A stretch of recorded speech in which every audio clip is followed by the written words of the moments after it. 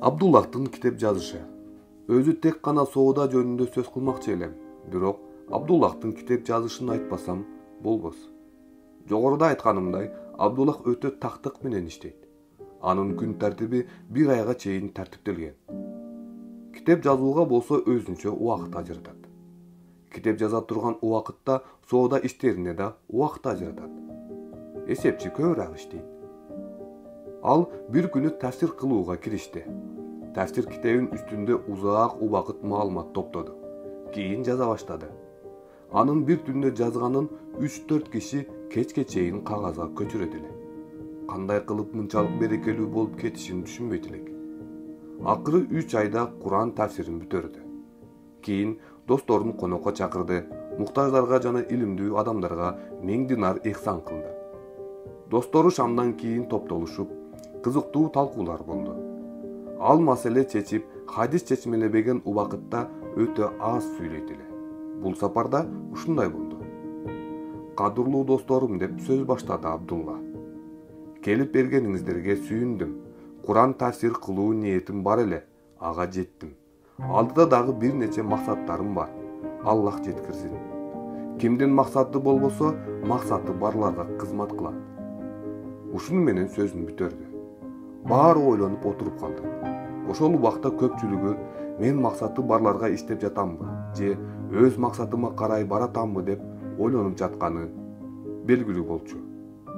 Мына арадан бир жума өттү. Ушул убакыт ичинде соода иштеринде олуттуу өзгөрүүлөр болду.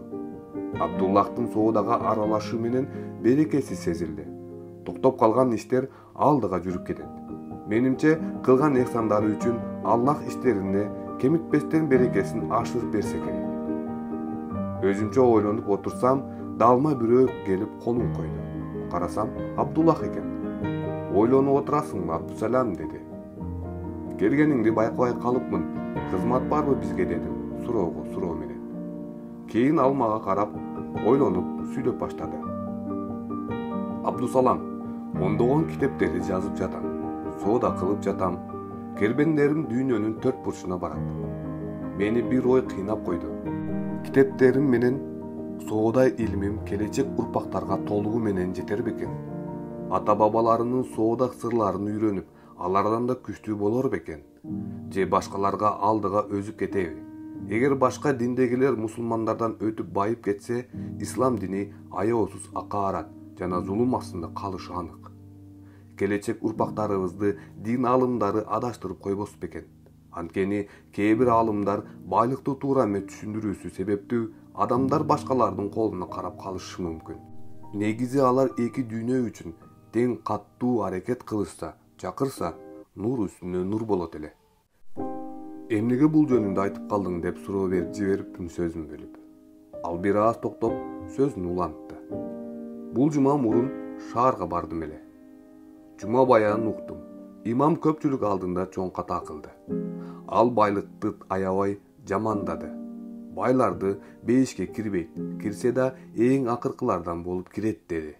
Байлардын эсеп китеби аябай оор болушун айтып, адамдарды дүрбөлөңгө салды. Ибадат кылуу жөнүндө гана сүйлөдү.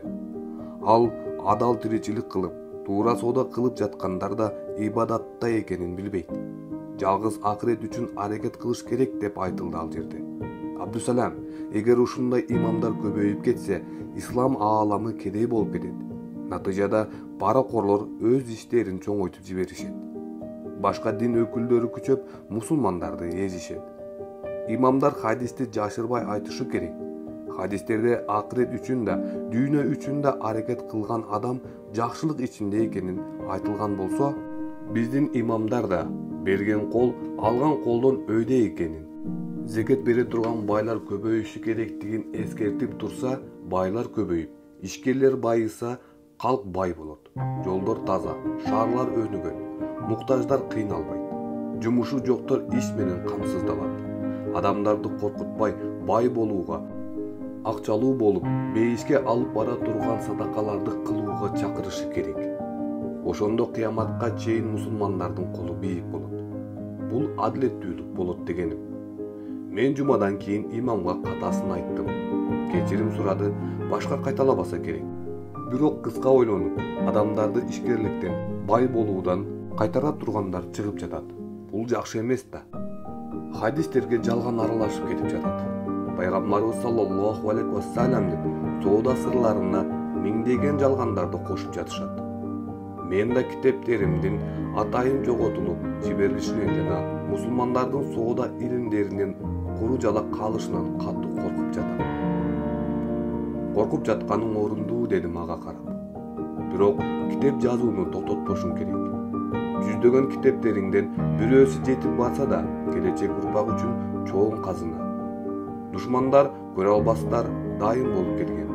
Кудай буйруса, чыгармаларың жетип барат. Бирок менде башка ой бар. Эсиңдеби, Шам тарапка барганыбызда султандын китепканасындагы кол жазмаларды пайдаланганга уруксат жок эле. Алар ошентип сатмакчы экен. Китеп окулуп, баракталып турса, жакшы сакталат.